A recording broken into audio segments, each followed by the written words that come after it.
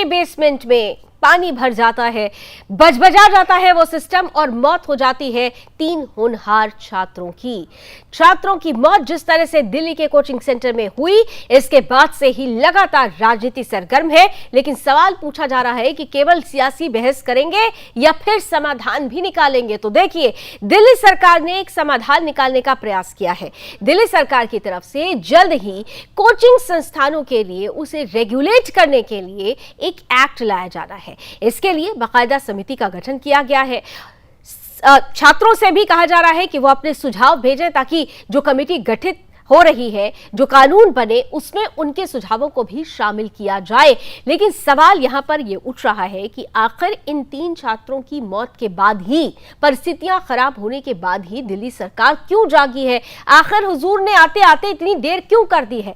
सवाल यह भी है कि जब इस पूरे मामले में छात्र लगातार एमसीडी को जिम्मेदार बता रहे हैं, अधिकारियों को जिम्मेदार बता रहे हैं, तो छोटे अधिकारियों पर ही कार्रवाई क्यों हो रही है? बड़ी मछलियों तक क्यों नहीं पहुंचा जा रहा है? दिल्ली हाईकोर्ट में भी यह मसला पहुंचा। दिल्ली हाईकोर्ट की तरफ से आज तीखे और तेवर दिखाते हुए सख्त टिप्पणी की गई कि ब्लेम गेम मत खेलिए। एक अधिकारी दूसरे अधिकारी पर, दूसरा तीसरे अधिकारी पर, यह जो परिस्थिति बनी हुई है यह बेहद खतरनाक है।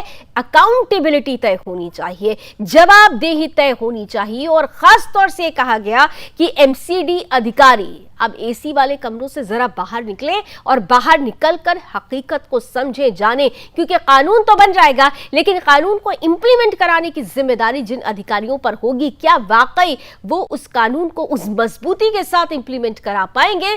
ये भी बड़ा महत्वपूर्ण बिंदु होने वाला है। इन सब के बीच में आज भी छात्र उद्वेलित है, आक्रोशित है, उबाल है। छात्रों का एक प्रतिनिधि मंडल आज आम आदमी पार्टी मंत्रियों से मुलाकात करने के लिए पहुंचा। कैबिनेट मंत्रियों ने उनके साथ मुलाकात की, कुछ सुझाव मांगे और सुझावों में खास तौर से जिस तरीके से राष्ट्रीय राजधानी कोचिंग का हब बन चुका है, जिस तरीके से राष्ट्रीय राजधानी में कोचिंग अब सिर्फ एक व्यवसाय हो गया है, वहां पर जरूरत अगर एक कानून की बनती है तो उस कानून की रूपरेखा, उसका आकार ऐसा होना चाहिए जो वाकई देश के लिए एक उदाहरण प्रस्तुत कर सके। हमारे देश में 3 ऐसे राज्य हैं, बिहार, राजस्थान, उत्तर प्रदेश। इन राज्यों में कोचिंग कानून बना हुआ है लेकिन इसमें भी कुछ कमियां हैं। तो क्या उन कमियों से भी दिल्ली में बनने वाला यह कोचिंग कानून बहुत कुछ सीखेगा? और क्या केवल कानून बना देने से ही ये जो परिस्थिति है जिसमें आईएएस की भ्रूण हत्या हो रही है, इस परिस्थिति पर लगाम लग सकेगी? आज इसी पर करेंगे खुलकर बहस। मेरे साथ कुछ ही देर में जुड़ेंगे आज के खास अतिथि, कराऊंगी उनसे आपका परिचय। लेकिन सबसे पहले देखिए शिक्षा मंत्री आतिशी इस कानून को लेकर क्या कहती है। कोचिंग संस्थानों के मालिकों से बातचीत की जा रही है तो ये बहुत चिंता का विषय, क्योंकि ये समय है कोचिंग संस्थानों के मालिकों पर एक्शन लेने का। कोचिंग संस्थानों के मालिकों पर क्रिमिनल एक्शन होना जरूरी है। जो एमसीडी के हाथ में है वो मेयर के डायरेक्शन से एमसीडी कर रही है। उन कोचिंग इंस्टीट्यूशंस के सारे इलीगल बेसमेंट्स को सील किया जा रहा है, लेकिन लॉ एंड ऑर्डर की व्यवस्था जिनके हाथ में है उनको इन सब कोचिंग सेंटर्स जो बेसमेंट में चल रहे हैं उन पर क्रिमिनल एक्शन लेना जरूरी है। क्रिमिनल एक्शन लेना जरूरी है, लेकिन सवाल यह है कि एक्शन लेगा कौन? क्योंकि जब एक्शन लेने वाले ही सांठगांठ कर लें इन कोचिंग माफियाओं के साथ तो फिर आखिर एक्शन लेगा कौन? आइए चर्चा की शुरुआत करते हैं। हमारे साथ 2 बेहद खास अतिथि जुड़ रहे हैं। भारतीय जनता पार्टी का पक्ष रखने के लिए अबरल मलिक जी हैं, बहुत स्वागत। और हमारे साथ आम आदमी पार्टी का पक्ष रखने के लिए जुड़ रहे हैं सैयद मोहम्मद तकी साहब, आपका भी बहुत बहुत स्वागत है। सैयद मोहम्मद साहब, आपके साथ ही शुरुआत कर रही हूँ। आपकी सरकार कह रही है कि दिल्ली कोचिंग कानून बहुत जल्द रेगुलेशन करने के लिए रेगुलेटरी बॉडी एक बना दी जाएगी या कानून बना दिया जाएगा, लेकिन ये सब कुछ इतनी देर में क्यों हो रहा है? क्यों तब हो रहा है जब 3 होनहार छात्रों ने अपनी जिंदगी गंवा दी? अभी तक क्यों सोई हुई थी सरकार? देखिए, जो भी घटना हुई बहुत दुखद हुई है और इस बहुत पीड़ादायक है, और मैं संवेदना व्यक्त करना चाहता हूँ उन परिवारों के प्रति जिन्होंने अपने बच्चों को खोया है।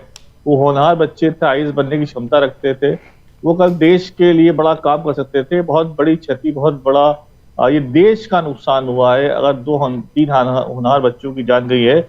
और इसमें कोई ब्लेम गेम से निकलना पड़ेगा, क्योंकि इससे कुछ भला होना नहीं है।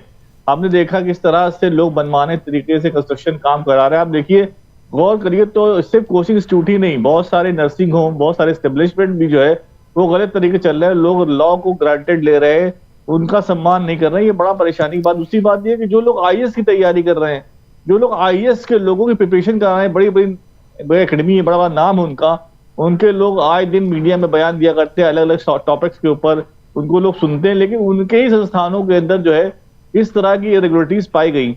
और जो लोग आईएएस का एग्जाम देने जा रहे हैं उनको भी देखना चाहिए कि अब आईएएस बनने वाले हैं, अब जिस कोचिंग में जा रहे हैं। साहब, इम्पोर्टेंट ये है कि वो तो अपना काम कर रहे हैं, लेकिन सरकार क्यों सोई हुई थी? 1.5 साल अगर कहा जाता है, आप लोगों की तरफ से बार बार कहा जाता है कि भाई हम तो अभी 1.5-2 सालों से ही आए हैं, तो 1.5-2 सालों में ही क्या आप लोगों की नजर इस पर नहीं गई कि यहाँ पर कोचिंग माफिया किस तरीके से बच्चों के साथ अन्याय कर रहे हैं, किस तरीके से यहाँ पर जो गढ़ बने हुए कोचिंग हब्स है वहां पर बच्चों की क्या हालत होती है? वो नॉर्म्स जो बनाने का प्रयास किया जा रहा है वो नॉर्म्स कहीं से फॉलो ही नहीं होते। ये इतनी देर क्यों कर दिया आप लोगों ने? सवाल ये है। सवाल देखिए, आपका सवाल बहुत जायज, आपने बहुत ठीक सवाल पूछा। उसका जवाब ये है कि हमने लगातार नोटिफिकेशन जारी किए, हमने लगातार, आप देखिए अप्रैल से लगातार नोटिफिकेशन जारी किए गए थे सीवर को साफ करने के लिए, उनकी सफाई के लिए, उनके अंदर कीचड़ जमा हो जाती है उसको साफ करने के लिए, उसकी निगरानी के लिए। लेकिन बहुत से लोग जो है, जो अधिकारी हैं, उनके नीचे जो काम कर रहे हैं, वो उस मीटिंग्स में नहीं आते थे। आम आदमी पार्टी जो दिल्ली में सरकार में है और जो एमसीडी में अब आई है, उससे सारे अधिकार तकरीबन भारतीय जनता पार्टी ने छीन लिए, काला अध्यादेश लेके, जिसमें लोगों को ट्रांसफर पोस्टिंग का भी अधिकार छीन दिया गया है। साहब, अभी तो एमसीडी में आप लोग हैं ना, तो क्या आपसे अधिकारी नहीं, आपसे संभल नहीं रहे? सवाल तो ये है ना। जवाब दे रहा हूं आपको। देखिए, जब अरविंद केजरीवाल ने कहा था कि नियुक्ति प्राप्त लोग जो है वो लोकतंत्र को नहीं चला सकते, जो जनता द्वारा चलित लोग हैं वही लोकतंत्र को चला सकते हैं, और लगातार बीजेपी ने नियुक्ति प्राप्त लोगों को तरजीह दी और निर्वाचित लोगों का अपमान किया, दिल्ली जनता का अपमान किया। सुप्रीम कोर्ट ने 2 बार फटकार लगाई गई सरकार को, उसके बाद भी ये लोग नहीं जागे, उसके बाद भी लगातार। मतलब आप ये कहना चाहते हैं, सीधे सीधे आप ये कहना चाहते हैं कि अधिकारी आपकी सुनते नहीं हैं, अधिकारियों के ना सुनने की वजह से ये परिस्थिति बनी। तो यानी ये मान लिया जाए कि सरकार अधिकारियों से काम नहीं करवा सकती है, ये मान लिया जाए। और इस तरीके से कहकर, ये हवाला देकर क्या वाकई जिम्मेदारियों से पल्ला झाड़ा जा सकता है? आज अब कानून लेकर आए, नहीं आप सुनिए मेरी बात, आप कानून की बात कर रहे हैं ना साहब, आप कह रहे हैं कि हम कोचिंग संस्थानों को रेगुलेट करने के लिए कानून लेकर आ रहे हैं। कानून आप ला देंगे तो क्या आपका काम खत्म हो जाएगा? कानून को इम्प्लीमेंट कराने के लिए जिनके ऊपर जिम्मेदारी होगी उनके साथ आप कैसे उनसे काम करवाएंगे? ये मैं अपनी बात रख सकता हूँ। हाँ, बिल्कुल रखिए सर। आपने तो शुरुआत से ही हमको किबला ठहरा दिया। मैम सुनिए मेरी बात, अरविंद केजरीवाल ने बहुत पहले स्पष्ट रूप से कहा था, जिम्मेदार उसी को ठहराया जाता है जिसके हाथ में सत्ता होती है। दिल्ली की जनता ने आपको चुना था ना साहब, करा लिए। नमस्कार, जवाबदेही आपकी ज्यादा होगी। आप बोल लीजिए, अभी वेट करा लिए। नहीं, मैं बोल नहीं रही हूँ, मैं वो बोल रही हूँ जो दिल्ली की जनता बोल रही है। आप क्योंकि दिल्ली की आप आम आदमी पार्टी के प्रवक्ता डिबेट छोड़कर चले गए हैं, देश ने देख लिया ये। उनके पास मेरे सवालों का जवाब नहीं था क्योंकि वो सिर्फ सफाई दे रहे हैं, और यही बात आज दिल्ली हाईकोर्ट की तरफ से भी कही गई है। जिस तरीके से अभी आम आदमी पार्टी के प्रवक्ता तकी साहब ये डिबेट छोड़कर गए हैं, वो ये बताता है कि कानून बनाने के लिए सिर्फ एक चोला दिखाया जा रहा है कि जी हम कानून बना रहे हैं। समाधान जब निकालने की बात आई तो उस समाधान पर पूछे गए प्रश्नों का उत्तर नहीं दे पाए आम आदमी पार्टी प्रवक्ता, और वो ये डिबेट छोड़कर चले गए हैं। उनके पास मेरे सवालों का जवाब नहीं था। मैं बीजेपी के प्रवक्ता के पास जाती हूं। अविरल, मैंने बड़ा सीधा सा सवाल पूछा था कि कानून आप ले आएंगे, लेकिन कानून को अमली जामा पहनाने वाले अधिकारी उनसे सामंजस्य कैसे बैठाएंगे? इस पर वो डिबेट छोड़कर चले गए, और ये उनका कहना था कि क्योंकि आप लोगों की तरफ से बार बार हस्तक्षेप किया गया, आप लोगों ने उन अधिकारियों का चयन किया जो सुनते ही नहीं आम आदमी पार्टी की। अविरल, हर जगह ये कहीं भी यदि डिबेट की जाए, डिस्कशन किया जाए, ये वहीं से भागते हैं। ये डिस्कशन में, डिबेट में विश्वास नहीं रखते हैं। ये केवल अपनी अपनी चलाने में विश्वास रखते हैं। ये दूसरे की सुनने में कभी भी विश्वास ही नहीं रखते हैं। यही समस्या है आम आदमी पार्टी की। और जिस तरीके से वोट बैंक पॉलिटिक्स कर रहे हैं दिल्ली के अंदर, वो सबको मालूम है। ये स्वार्थ सर्वोपरि मानते हैं। ये केवल अपने लिए सोचते हैं, अपनी पार्टी के लिए सोचते हैं, अपने वोट बैंक आम आदमी पार्टी का फ्रेम बनाकर रखिएगा, क्योंकि वो डिबेट छोड़कर गए हैं। और मैं चाहती हूं कि सुदर्शन न्यूज के दर्शक, इस देश के दर्शक, इस देश की राष्ट्रीय राजधानी दिल्ली के लोग आम आदमी पार्टी की हकीकत को समझ लें। जब उनसे सच का सामना कराया गया तो वो उस सच का सामना करने के बजाय इस डिबेट को छोड़कर चले गए, क्योंकि उनके पास उन सवालों का जवाब नहीं था जो वास्तव में आज की तारीख में प्रासंगिक है। अवेल, पूरा कीजिए अपनी बात को।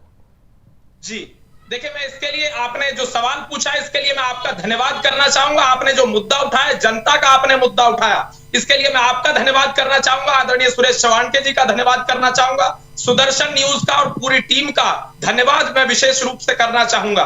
जिस प्रकार से आपके द्वारा जनता का मुद्दा उठाया जा रहा है, जनता की बात की जा रही है और इन सवालों से भाग रहे हैं, तो इससे स्पष्ट हो रहा है कि इनके पास कोई उत्तर नहीं है, कोई जवाब नहीं है। ये एंकर के सवालों का जवाब नहीं देना चाहते हैं, ये केवल अपनी अपनी बात रखना चाहते हैं।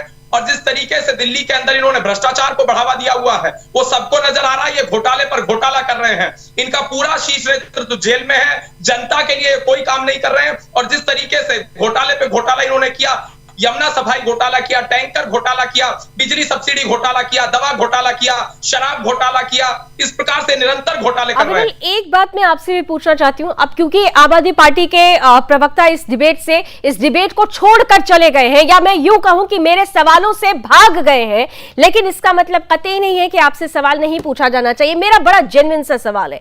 आप लोग कह रहे हैं कि आम आदमी पार्टी की सारी रिस्पॉन्सिबिलिटी है, बिल्कुल है, क्योंकि जनता ने उन्हें चुना। लेकिन उससे भी बढ़कर जब हम राष्ट्रीय राजधानी की बात करते हैं, तो कहीं ना कहीं से ये राष्ट्रीय राजधानी है, देश की राजधानी है, तो जिम्मेदारी तो फिर केंद्र सरकार की भी कुछ बनती है। क्या जरूरी ये नहीं था कि जिस कानून की बात हो रही है कि राज्य ये कानून लेके आए, अधिकार तो केंद्र के पास भी है, इस कानून के बारे में कभी आप लोगों ने सोचा क्यों नहीं? जबकि हमारे देश का 55% जो युवा है वो यूपीएससी जैसी परीक्षाओं के लिए तैयारी करता है, वो दिल्ली को चुनता है। दिल्ली में केवल ओल्ड राजेंद्र नगर या मुखर्जी नगर ये तो हब है, लेकिन अगर आप जगह जगह कोने कोने में चले जाइए तो वहां पर छात्र मिल जाएंगे जो तैयारी कर रहे होते हैं यूपीएससी की। तो कभी आप लोगों ने क्यों नहीं सोचा? जी नहीं, देखिए, हम हर वर्ग के बारे में सोचते हैं, गरीब, पीड़ित, शोषित, वंचित, दलित, आदिवासी, महिला, युवा, बेरोजगार, सबके लिए हमने बजट में भी सोचा और दिल्ली के लिए विशेष रूप से भी हम सोच रहे हैं किस तरीके से युवाओं के लिए सुरक्षा प्रदान की जा सके, प्रत्येक व्यक्ति की जान बचाई जा सके, हर व्यक्ति को सुरक्षित किया जा सके। और ये लाशों पर भी राजनीति कर रहे हैं, इस प्रकार से जिस तरीके के बयान ये प्रवक्ता यहां बैठकर दे रहे थे, ये लाशों पर राजनीति करने का काम कर रहे हैं। केवल और केवल जिस तरीके से ये वोट बैंक पॉलिटिक्स इनके मुखिया करते रहे हैं, उसी प्रकार से इनके प्रवक्ता कर रहे हैं और ये बहुत ही दुखद है, बहुत ही निंदनीय है। जनता, जितने भी करोड़ों दर्शक सुदर्शन के देख रहे होंगे, वो इस विषय को भी देख रहे होंगे किस प्रकार से आम आदमी पार्टी के प्रवक्ता डिबेट छोड़कर भाग गए और इनकी कठोर निंदा की जा रही होगी देश भर में।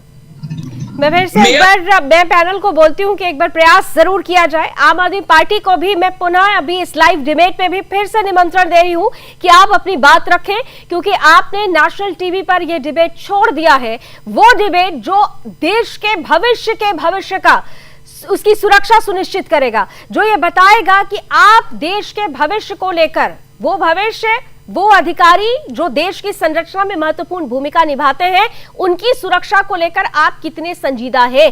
केवल कानून बना देने से ही क्या इस समस्या का समाधान हो जाएगा, ये बड़ा सवाल है। मधु मुकुल त्रिपाठी जी हमारे साथ हैं और शायद वो फोन लाइन पर हमारे साथ जुड़ रहे हैं, शायद कोई टेक्निकल प्रॉब्लम है, लेकिन मधु मुकुल त्रिपाठी जी हैं, सुप्रीम कोर्ट के सीनियर एडवोकेट हैं। मधु जी, इस पूरे प्रकरण में अब आम आदमी पार्टी कह रही है कि वो कोचिंग संस्थानों को रेगुलेट करने के लिए एक्ट लेकर आएगी बहुत जल्दी। उन्होंने छात्रों से भी सुझाव मांगे हैं, अभिभावकों से भी सुझाव मांगे हैं। सवाल मेरा ये है कि केवल क्या कानून बना दिए जाने से इस समस्या का समाधान हो जाएगा, जिस समस्या ने 3 होनहार छात्रों की जान ले ली? मधु जी। लावण्या जी, सबसे पहले हमें ये देखना होगा कि उनकी मृत्यु क्यों हुई। उन बच्चों की मृत्यु डूबने से हुई है, और डूबे क्यों? ड्रेनेज का जो पानी रहा है, जो ड्रेनेज आया है वो बेसमेंट में गया है। ड्रेनेज सिस्टम का जो फेलियर है वो एमसीडी रिस्पॉन्सिबल है, उसके लिए किसी नए कानून की आवश्यकता नहीं है। किसी कोचिंग सेंटर के लिए अगर ये कह रहे हैं कि हम रेगुलेटरी लॉ ला रहे हैं, तो वो कोचिंग सेंटर को रेगुलेट करेंगे। मुझे समझ नहीं आ रहा है कि ये क्या किस प्रकार का प्रलाप कर रहे हैं। क्या इन्होंने कहा कि हमने नालों की सफाई प्रॉपर की? क्या इन्होंने कहा कि हम नालों की सफाई प्रॉपर करेंगे? क्या इन्होंने कहा कि हम कोई ऐसा सिस्टम डेवलप कर रहे हैं जो नालों का या ड्रेनेज का पानी ओवरफ्लो नहीं होगा? नहीं, ये केवल बरगलाने का काम कर रहे हैं। आश्चर्य हो रहा है कि राजनीतिक पार्टी के लोग इस विषय को उठा नहीं रहे हैं। मुझे तो लगता है कि अरविंद केजरीवाल ने कहा था कि हम बिजली और पानी फ्री देंगे, तो पानी फ्री दिया। उन्होंने मौत भी फ्री देने की बात करनी चाहिए थी। शर्मनाक विषय है। विषय यहाँ ये होना चाहिए कि जो बच्चे ड्रोन हुए, मैंने डूब कर मरे हैं, उसका कारण क्या है। आप याद करें, यहाँ ये लोग मीटिंग कर रहे थे, सारे के सारे राजनीतिक पार्टी के नेता लोग। केवल 5.6 किलोमीटर दूर बच्चे भूख प्यास से तड़प रहे थे। अगर इनको उन बच्चों के प्रति जरा सा भी संवेदना होती तो वहां पर जाते, अपनी संवेदना व्यक्त करते। ये केवल बरगलाने के लिए कह रहे हैं, रेगुलेटरी अथॉरिटी ला रहे हैं, रेगुलेटरी लॉ ला रहे हैं। इनसे ये प्रश्न पूछिए कि उन बच्चों की जो डेथ हुई है वो बेसमेंट में ड्रेनेज पानी को घुस जाने के कारण डूबने की वजह से हुई है। क्या इन्होंने ड्रेनेज सिस्टम को प्रॉपर करने का, नालों की सफाई करने का प्रयास किया? उसके लिए कोई सिस्टम ला रहे हैं?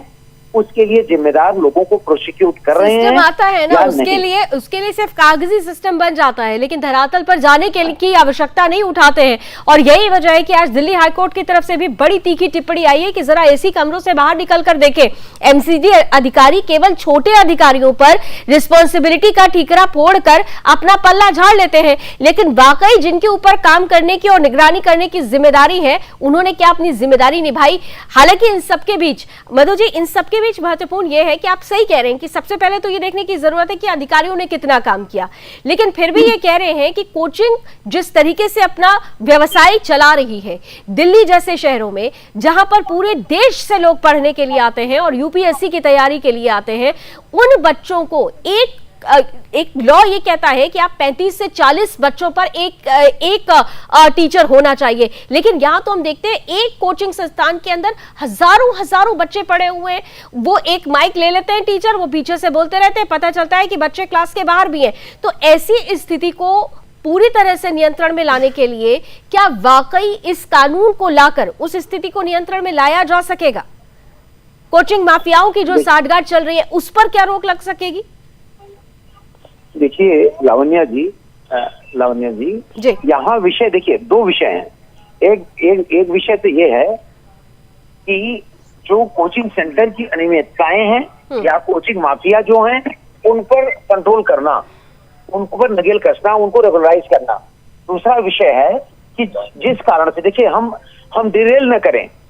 जो 3 बच्चे मरे हैं वो इस कारण नहीं मरे हैं कि कोचिंग माफिया ने बहुत सारे बच्चों को ले लिया। नहीं सर, बिल्कुल आप सही कह रहे हैं। हम डिरेल नहीं कर रहे हैं, लेकिन फिर भी क्योंकि अब कोचिंग कानून की बात आ गई है, तो क्योंकि उत्तर प्रदेश, बिहार, राजस्थान, ये 3 स्टेट ऐसे हैं जहां पर ये कानून आ चुका है। मेरा प्रश्न ये है कि क्या वाकई इस कानून की आवश्यकता है?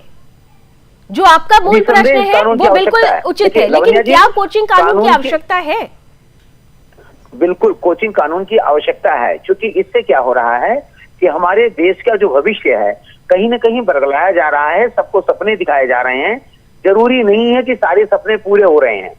धरातल पर रहकर किसी चीज की तैयारी करना, धरातल पर रह करके किसी भी कंपटीशन को फेस करना एक अलग विषय है। उसको मिसयूज करके, बरगला करके ले जाना अलग विषय है। तो कानून जो है, कानून की दृष्टि से प्रत्येक प्रकार को एक ढंग से रेगुलेट करना ये सरकार की प्राथमिकता होनी चाहिए। और यदि कोई सरकार इस प्रकार का कानून लाती है तो उसमें कोई बुराई नहीं है, वो आना भी चाहिए। लेकिन यहाँ विषय दूसरा है। 3 हमारे भारत के भविष्य विभिन्न शहरों से आए हुए अपने परिवारों को एक नया स्वप्न देने वाले मर गए, उनका जीवन गया है। उनके जीवन के विषय में क्या कोई सरकार, विशेषकर दिल्ली सरकार, क्योंकि दिल्ली सरकार पूर्णतया जिम्मेदार है, क्योंकि एमसीडी की फेलियर है। एमसीडी अगर प्रॉपर काम करती, अगर एमसीडी वहां के ड्रेनेज सिस्टम को लेकर प्रॉपर गई होती, यदि एमसीडी नाले की सफाई की होती, तो पानी का इतना ज्यादा ओवरफ्लो न होता ठीक और पूरा का पूरा जो बेसमेंट था वो ठीक न है। भर एमसीडी जाता अधिकारियों और ने अगर वो सही 3 जीवन तरीके से और नष्ट एमसीडी न ने होते। अपना काम किया होता तो शायद ये परिस्थिति नहीं होती। ये आपका मूल प्रश्न बहुत जायज है और इस पर दिल्ली हाईकोर्ट की तरफ से आज सख्त टिप्पणी भी आई है। हमने भी इस पर बहुत बड़ा शो किया, रूटीन में अपने बच्चों, जो बच्चे इस सबसे त्रस्त हैं उनकी बातों को भी सामने रखा। लेकिन अब यहाँ पर आज खासतौर से मैं डॉक्टर अविरल मलिक के पास अब आती हूँ, भारतीय जनता पार्टी का पक्ष वो रख रहे हैं और मैं पुनः ये आमंत्रण दे रही हूँ आम आदमी पार्टी को कि अगर कोई भी प्रवक्ता आना चाहता है इस लाइव डिबेट में और सीधे तौर पर वो बच्चों की जिंदगी को संजीदगी से लेता है, उन अभ्यर्थियों की जिंदगी को संजीदगी से लेता है, तो इस डिबेट को ज्वाइन कीजिए, क्योंकि ये वो मंच है जहां से आप अपनी बात पूरी तरह से रख सकते हैं, लेकिन तर्कों के साथ। केवल झूठे आश्वासन नहीं, सिर्फ झूठ का पर्दा दिखाकर, झूठ के सपने दिखाकर बच्चों के सच के सपनों को मत रौंदिए, सच से सामना कीजिए। सच थोड़ा कड़वा होता है लेकिन सामना करना जरूरी होता है। डॉक्टर अविरल, सीधे आपके पास आते हुए देखिए, इतना तो जरूर है कि इस मसले ने पूरी तरह से राजनीतिक रंग ले लिया है और हमारे यहाँ देश में हर मुद्दे पर राजनीति होने लगती है। लेकिन सवाल ये बार बार पूछा जा रहा है कि अब क्या ऐसी स्थिति आ चुकी है, राष्ट्रीय राजधानी में आज 3 होनहार बच्चों ने दम तोड़ दिया। अभी कुछ दिन पहले आपको याद होगा कि पटेल नगर में भी एक होनहार छात्र था, यूपीएससी की तैयारी कर रहा था, करंट लगने से उसकी मृत्यु हो गई थी। साल भर पहले की परिस्थिति अगर आपको याद हो तो 2023 में एक पीजी हॉस्टल में आग लगी थी। बच्चों को किस तरीके से वहां पर गर्ल्स हॉस्टल में बच्चियों को बचाया गया था जान पर खेलकर, यह भी सबने देखा था।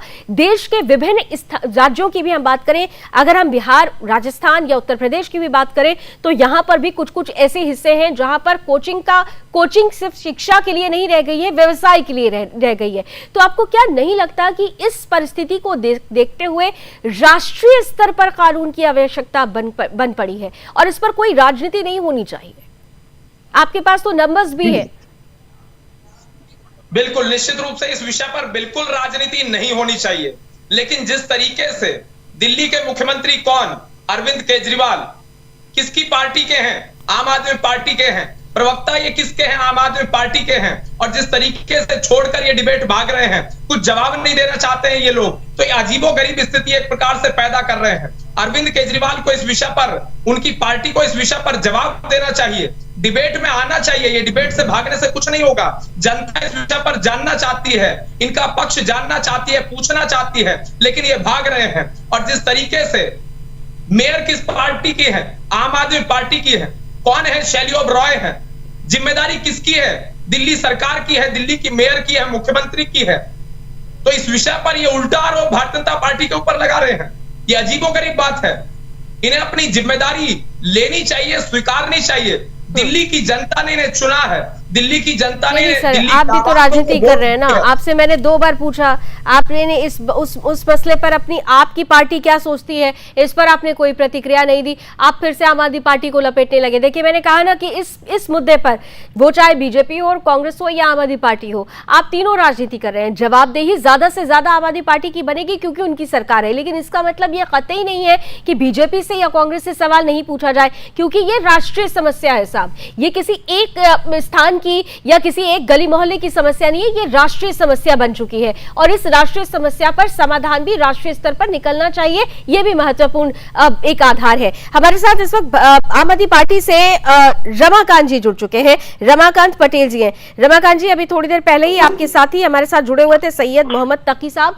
शायद उनके पास मेरे प्रश्नों का जवाब नहीं था तो वो ये डिबेट छोड़कर चले गए, लेकिन मैं पुनः वही प्रश्न आपके सामने रखती हूँ। आप लोग दिल्ली में कोचिंग्स को रेगुलेट करने के लिए कानून ला रहे हैं, क्या केवल कानून ला देने मात्र से ही समस्याओं का समाधान निकल जाएगा? जी लावनी जी, आपने मुझे जोड़ा, बहुत बहुत धन्यवाद। और आप सैयद मोहम्मद तकी जी का नाम ले रहे हैं। मैं किसी सैयद मोहम्मद तकी जी को नहीं जानता हूं जो आम आदमी पार्टी के प्रवक्ता हूं। तो अगर आप मुझे बताएंगे कि वो आम आदमी पार्टी से जुड़े व्यक्ति थे और भाग गए हैं तो फिर मैं उससे बात करूंगा। अब आपने कहा प्रश्न कि पूरे देश की ये समस्या है, निश्चित तौर पर पूरे देश की ये समस्या है और इस समस्या यही से समन्वय पता चल जाता है। देखिए, कहाँ सामंजस्य है, एक दूसरे से जान पहचान तक नहीं होती, और जब हम समन्वय की बात करते हैं उसके बाद ही सारी समस्याओं का जो मूल होता है, जब समन्वय नहीं होता तो फिर सारी समस्याएं उत्पन्न हो जाती हैं। बहरहाल चलिए, हम उस विषय पर नहीं आते। मेरा सीधा प्रश्न जो था उसी पर आते हैं रमाकांत जी, कि क्या केवल कोचिंग सेंटर्स कोचिंग कानून बना देने से वाकई समस्या का समाधान आप लोग निकाल देंगे? देखिए हमने क्या किया है दिल्ली के अंदर, हमने ये किया है कि एक कमेटी बनाई है। कमेटी बने, कमेटी में कौन रहेगा? कमेटी में स्टूडेंट्स रहेंगे, अधिकारी रहेंगे। अब अगर कमेटी में स्टूडेंट्स रहेंगे तो निश्चित तौर पे स्टूडेंट्स के हित की बात फिर कमेटी में होगी। तो हमने तो ये प्रयास किया है, और ये दिल्ली की दुर्घटना जो हुई है ये बहुत दुखद है, ये होनी नहीं चाहिए थी। रमाकांत जी, कमेटी में निश्चित रूप से कमेटी में आप लोगों ने सुझाव के लिए बच्चों से भी सुझाव मांगा है, आप अधिकारियों को भी रखेंगे। मेरा प्रश्न बार बार एक जगह पर ही आकर अटक रहा है। कानून तो आप बना देंगे, लेकिन कानून को अमली जामा पहनाने वाले वो अधिकारी जिनके ऊपर जिम्मेदारी थी, जिन अधिकारियों को आज भी फटकार लगाई है दिल्ली हाई कोर्ट ने, क्या वो अधिकारी इस कानून को पूरी तरह से धरातल पर उतार पाएंगे? क्या वाकई ये कानून बना देना ही केवल समस्या का समाधान है?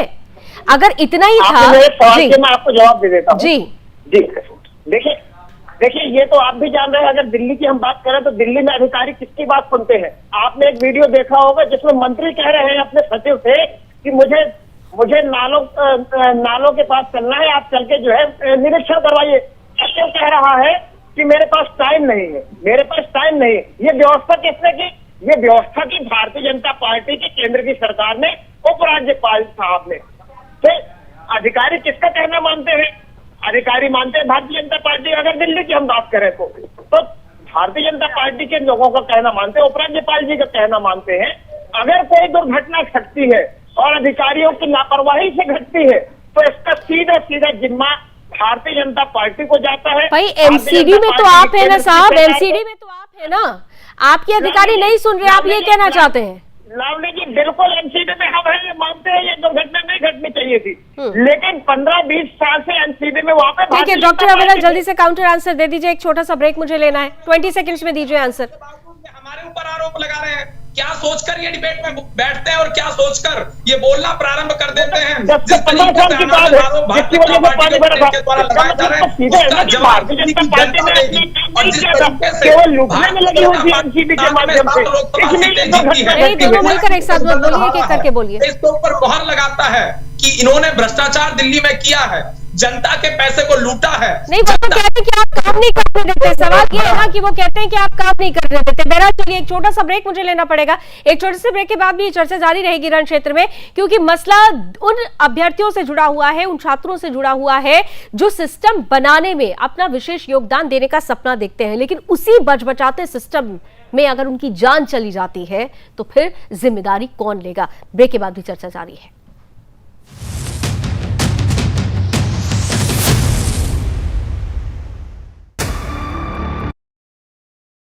हम हरियाणवी अब बिना खर्ची बिना पर्ची सरकारी नौकरी पाते हैं। हमारा Haryana non stop Haryana. She falls, she rises, enigmatic, enchanting. Her grace, incomparable. Her power, unimaginable. Call her a creator. Call her a goddess. Call her a force of nature. We call her inspiration. Mind Diamonds presents Nua by Malabar Gold and Diamonds. सावन में आता रक्षाबंधन बहनों को है हर्षाता। भाई की कलाई पर रक्षा सूत्र निश्चल प्रेम को है दर्शाता।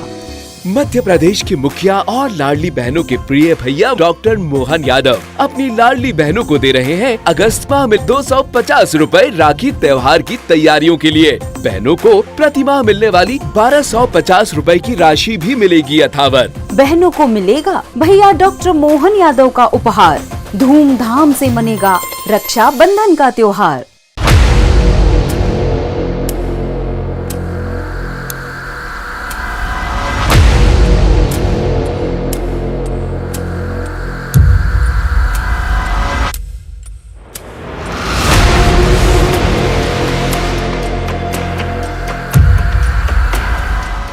माता भूमि पुत्रो अहम पृथिव्यः, अर्थात ये भूमि हमारी माता है और हम सब इसके पुत्र हैं। इसी भाव का अनुकरणीय उदाहरण है एक पेड़ माँ के नाम अभियान यशस्वी प्रधानमंत्री श्री नरेंद्र मोदी जी की प्रेरणा से उत्तर प्रदेश में वृक्षारोपण जन अभियान ने ले लिया है जन आंदोलन का स्वरूप। विगत 7 वर्षों में समय समय पर संपन्न हुए वृक्षारोपण से हुआ है 168 करोड़ से अधिक पौधरोपण। इससे बढ़ा है उत्तर प्रदेश के वनावरण का दायरा। माननीय मुख्यमंत्री योगी आदित्यनाथ के परिवर्तनकारी नेतृत्व में पर्यावरण संरक्षण को मिली है नई दिशा। एक्सप्रेसवे, हाईवे के किनारे सर्विस लेन के साथ ही हरित पट्टी में लगाए गए हैं छायादार, फलदार, औषधीय एवं पर्यावरणीय महत्व वाले पौधे। आइए स्वच्छ एवं स्वस्थ पर्यावरण के लिए वृक्षारोपण जन अभियान 2024 में प्रतिभाग लेकर अपनी माँ के नाम जरूर लगाएं एक पेड़। हम सब मिलकर करें ये काम, एक पेड़ लगाएं माँ के नाम।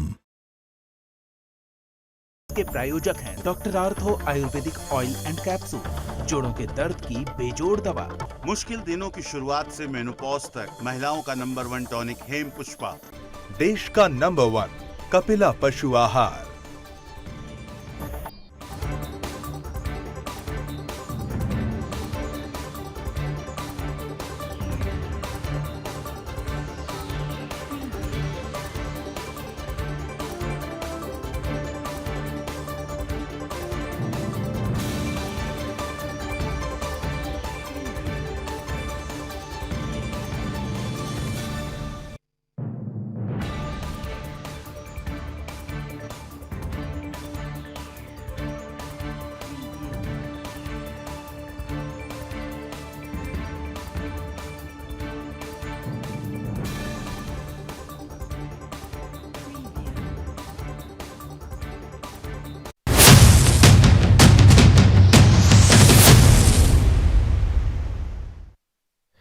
तो दिल्ली के कोचिंग संस्थान में जिस तरीके से बेसमेंट में चल रही लाइब्रेरी में एक दुर्घटना होती है और 3 होनहार छात्र अचानक काल के गाल में समा जाते हैं, उनकी मृत्यु हो जाती है। वो छात्र जिन्होंने इस सिस्टम को बदलने के सपने देखे होंगे, उसी सिस्टम ने उनकी जान ले ली। आईएएस की ये भ्रूण हत्या जो हो रही है, ये जगह जगह हो रही है।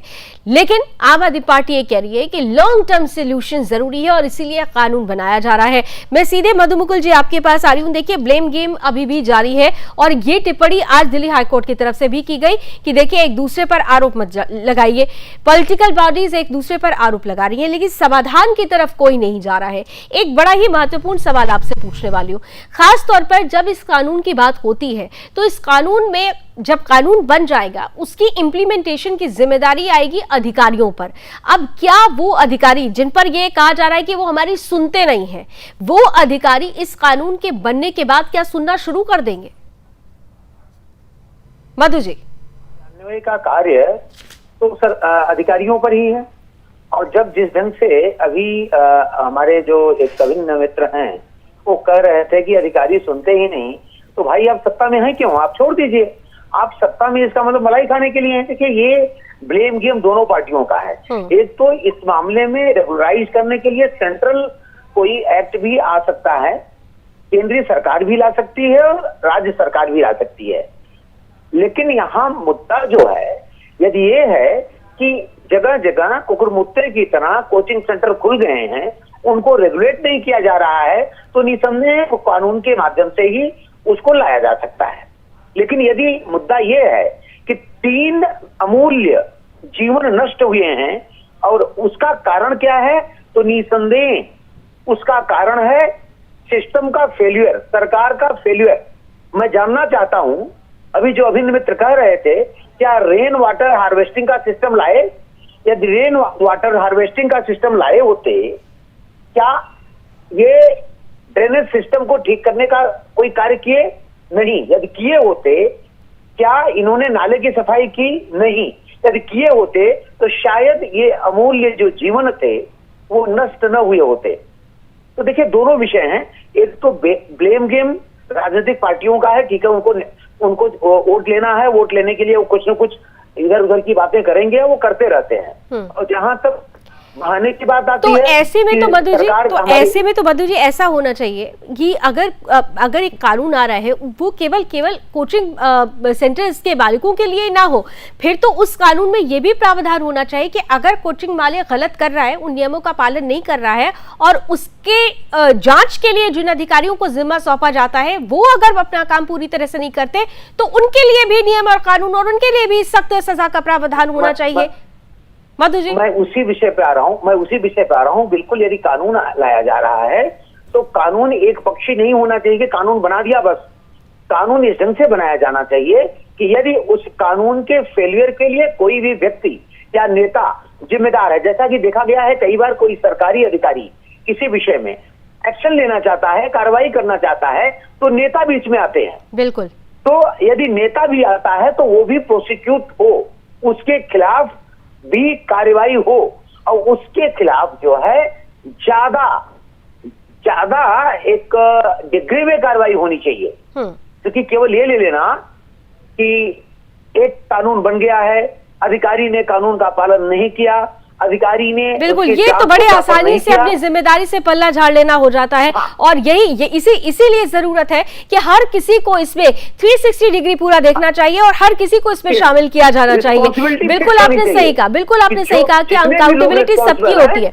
और जब हम दिल्ली की बात करते हैं, खासतौर से कोचिंग सेंटर्स की बात कर लीजिए, तो वाकई किसी ना किसी नेता का, किसी ना किसी बड़े अधिकारी का उससे संपर्क निकल आता है। दिल्ली में जिस तरीके से प्राइवेट स्कूल्स की जाल बेचते जा रहे हैं, किसी ना किसी पॉलिटिकल बॉडी का वो स्कूल अगर देखा जाए तो बैकअप में उसका एक बड़ा आधार होता है। तो केवल कानून बना देने मात्र से ही नहीं काम चलने वाला है, उसके लिए सख्त प्रावधान और सख्ती से उसका पालन कराना ये जरूरी है। मैं जरा रमाकांत जी आपके पास आ रही हूँ। आप लोग कानून की बात कर रहे हैं, तो अगर दिल्ली में प्राइवेट स्कूल्स के लिए भी आप लोगों ने एक कानून बनाया था, प्राइवेट स्कूल्स का जिक्र भी आपकी शिक्षा मंत्री ने किया कि भाई उनको रेगुलेट करने के लिए कानून बनाया गया, आपने कानून बनाया, फीस को लिमिट करने की बात हुई, फीस लिमिटेशन को लेकर कोर्ट की तरफ से भी हार का सामना करना पड़ा। कई बड़े ऐसे नामी स्कूल हैं, लेकिन आज तक उन स्कूलों ने अपनी फीस कम नहीं की है। यानी साफ तौर पर यह कहा जा सकता है कि कानून बना, लेकिन कानून को अमली जामा पहनाने के लिए जो जिम्मेदारियां निभाई जानी चाहिए थी वो तो हुई नहीं। तो फिर इस कानून को भी बना के आप क्या बड़ा समाधान निकाल देंगे? रमाकांत जी। देखिए लवली जी, सरकार में आम आदमी पार्टी है वहां पर, और आम आदमी पार्टी सरकार में रहते हुए जो कार्यवाही कर सकती है, जो नियम बना सकती है, वो नियम बना रही है। उसका इम्प्लीमेंटेशन तो अधिकारियों को करना है। अब अधिकारी किसके कहने पे काम कर रहे हैं, इस बात को देखना पड़ेगा ना। जब सर्वोच्च न्यायालय ने 5 जजों की बेंच ने एक फैसला सुनाया कि अधिकारियों को चुनी हुई सरकार के निर्देशों का पालन करना होगा, तो उस फैसले को 5 दिन के अंदर बदलने का सर, जनता ने ये मजबूरी सुनने के लिए आपको नहीं चुना था। जनता ने ये मजबूरी सुनने के लिए आपको नहीं चुना था। जनता ने चुना था कि आप इन मजबूरियों को किनारे करते हुए मजबूती के साथ काम करवाएंगे। सवाल तो ये है ना, इस मामले को अभी भी कोर्ट में लड़ रहे हैं, कोर्ट में हम अपने अधिकारों के लिए लड़ रहे हैं। अविरल जी, काम क्यों नहीं करने देते हैं भाई आप लोग? वो तो सिर्फ यही रोना रो रहे हैं कि काम नहीं करने देते क्योंकि अधिकारी आपके हैं। किसने किया? दिल्ली के अधिकारों को छीनने का काम तो भारतीय जनता पार्टी की सरकार कर रही है। अविरल जी अनम्यूट करके बोलिए अपनी पार्टी में लड़ रही है अपने अधिकारों के। ये भ्रष्टाचार करना चाहते हैं, ये भ्रष्टाचार को बढ़ाना चाहते हैं, घोटाले पर घोटाला करना चाहते हैं। आपने घोटाला करने वाले ये लोग हैं, लेकिन ये बीच में भारतीय जनता पार्टी के पागल प्रवक्ता कूद आते हैं। ये तो ठीक नहीं है ना। मनीष सिसोदिया की प्रकार से तुलना कर दी जाती है मानसिक दिवालिया भगत सिंह से। जिस तरीके से आम आदमी पार्टी के लोग भगत सिंह जी का अपमान करते हैं, ये शहीदों का अपमान करते हैं, क्रांतिकारियों का अपमान करते हैं, जो कि बहुत ही दुखद है, निंदनीय है। और जिस तरीके से दुखद तो ये है कि बीते 40 मिनट से आप लोग एक दूसरे पर सिर्फ आरोप और प्रत्यारोप दिखा रहे हैं, आप एक दूसरे पर ब्लेम गेम खेल रहे हैं, लेकिन समाधान, सार्थक समाधान इस दिशा में ना तो आम आदमी पार्टी सोच रही है, ना बीजेपी सोच रही है और ना ही कांग्रेस सोच रही है। देखिए, ये देश के भविष्य का सवाल है। इसलिए समावेशी समेकित समाधान होना चाहिए और मैं उम्मीद करती हूं कि कम से कम इस दिशा में आप लोग सोचने का प्रयास जरूर शुरू करेंगे। बहुत बहुत धन्यवाद हमारे साथ जुड़ने के लिए। बड़ी महत्वपूर्ण चर्चा में आप सभी जुड़े। महत्वपूर्ण मुद्दा इसलिए भी क्योंकि हम बार बार कह रहे हैं कि हम उन बच्चों की बात कर रहे हैं जिन्होंने सपना देखा होगा कि ये जो सिस्टम है जिसमें जंग लग चुका है, इस सिस्टम की जंग को हटाना है, लेकिन उन्हें ये नहीं पता था कि सिस्टम की यही जंग उनको उस जगह पर ले जाकर छोड़ेगी, उस जगह तक पहुंचा देगी जहां से वो सिर्फ और सिर्फ बंद आंखों से ही, हमेशा के लिए बंद आंखों से सपना देख पाएंगे और वो सपना सिर्फ सपना बनकर रह जाएगा। इसलिए जरूरत हो गई है कि कम से कम ये 3 बच्चों की मौत, 3 नहीं बल्कि मैं 4 कहूंगी क्योंकि उसके पहले करंट लगने से भी एक बच्चे की, एक अभ्यर्थी की मौत हुई थी। ये जो लगातार मौतें हो रही हैं, इन मौतों पर राजनीति मत करिए। इन मौतों पर जब तक आप राजनीति करते रहेंगे, आज किसी और के बच्चे हैं, कल आपके बच्चों की बारी भी हो सकती है। इसलिए सजग हो जाइए, सतर्क हो जाइए और सावधानी के साथ समेकित समाधान निकालने का प्रयास कीजिए। रण क्षेत्र में आज बस इतना ही। देश और दुनिया की तमाम खबरों के लिए आप जुड़े रहिए सुदर्शन न्यूज के साथ। जय हिंद।